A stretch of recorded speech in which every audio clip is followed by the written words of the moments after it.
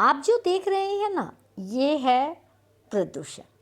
प्रदूषण किसी भी तरह से हो सकता है, चाहे वो फैक्ट्रियों से होता है, चाहे वो कूड़े को जलाया जाता है, पॉलीथीन्स का इस्तेमाल होता है, या फिर पराली जलाई जाती है। इसी पे हम चर्चा करते हैं कि कल सुप्रीम कोर्ट ने पंजाब के किसानों के लिए क्या कहा, यानी कि पराली जो प्रबंधन है उसकी ही नाकामी है या फिर किसानों की नाकामी है। उसी पर हम बताते हैं कि सुप्रीम कोर्ट का, यानी कि देश की जो सर्वोच्च अदालत है, उसने क्या कहा।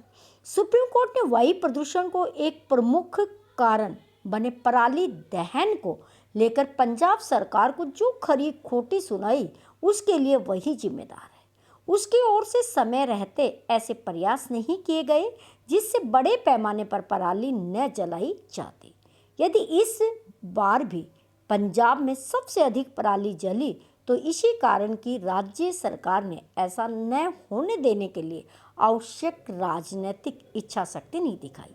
यही कारण रहा कि सुप्रीम कोर्ट को ये कहना पड़ा कि पंजाब को हरियाणा से सीख लेनी चाहिए, जिससे किसानों को वित्तीय प्रोत्साहन देकर एक बड़ी हद तक पराली को जलने से रोकने में सफलता हासिल की। सुप्रीम कोर्ट ने पंजाब सरकार को फटकार लगाने के बाद ही ये प्रश्न भी किया कि आखिरी पराली जलाने वाले किसानों को उनकी फसलों का न्यूनतम समर्थन मूल्य क्यों दिया जाना चाहिए। उसने ये भी पूछा कि पराली जलाने वाले किसानों पर कितना जुर्माना लगाया और वसूला भी गया। निसंदेह पराली को जलाने से रोकना ही होगा, लेकिन इसी के साथ ये भी समझना होगा कि किसानों को मजबूरी में फसलों के अवशेष जलाने पड़ते हैं। उन्हें नई फसल के लिए अपना खेत जल्द खाली करना होता है, क्योंकि सरकार पराली के निस्तारण की कोई ठोस व्यवस्था नहीं कर पा रही है। इसीलिए किसानों के सामने उसे जलाने के अलावा कोई और चारा नहीं होता है। यदि ये समझा जा सकता है कि पराली जलाने वाले किसान को दंडित कर समस्या का समाधान किया जा सकता है, तो ये संभव नहीं है। इस समस्या का समाधान तब होगा जब किसानों को ऐसे विकल्प उपलब्ध कराए जाएंगे जिनसे वे पराली जलाने को विवश ना हो। उन्हें वित्तीय सहायता प्रदान करने के साथ ही पराली का निस्तारण करने वाली मशीनें मुफ्त में उपलब्ध कराई जानी चाहिए, या फिर उनके खेतों से पराली हटाने की कोई व्यवस्था की जानी चाहिए।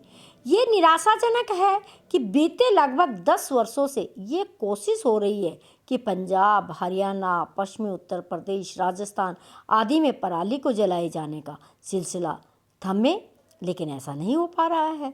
यदि इसमें कोई राज्य सबसे अधिक नाकाम है तो वो है पंजाब।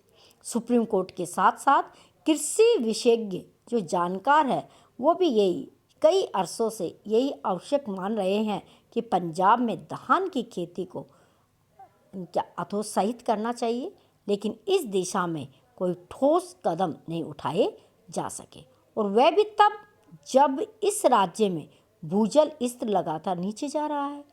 ये अच्छा है कि सुप्रीम कोर्ट दिल्ली एनसीआर के बढ़ते वायु प्रदूषण का संज्ञान ले रहा है, लेकिन इसे इस पर भी ध्यान देना होगा कि उत्तर भारत के एक बड़े हिस्से में वायु की गुणवत्ता का स्तर इतना खराब है कि स्वास्थ्य के लिए हानिकारक है।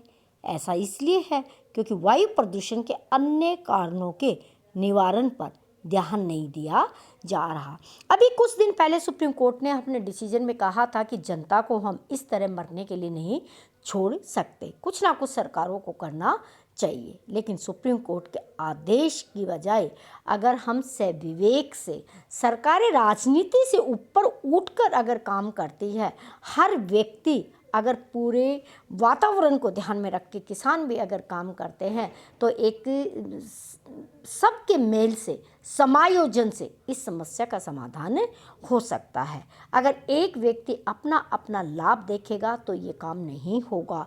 तो राजनीति को एक तरफ करना होगा और वायु प्रदूषण को सुधारने के लिए हमें ठोस कदम उठाना होगा, जब जाकर हम इस काम में सफलता प्राप्त कर सकते हैं।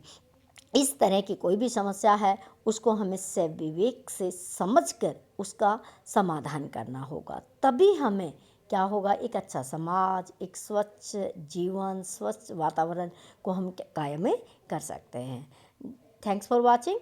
स्वस्थ रहिए, व्यस्त रहिए और इस वीडियो के बारे में अपनी राय कमेंट बॉक्स में ज़रूर दीजिएगा। धन्यवाद।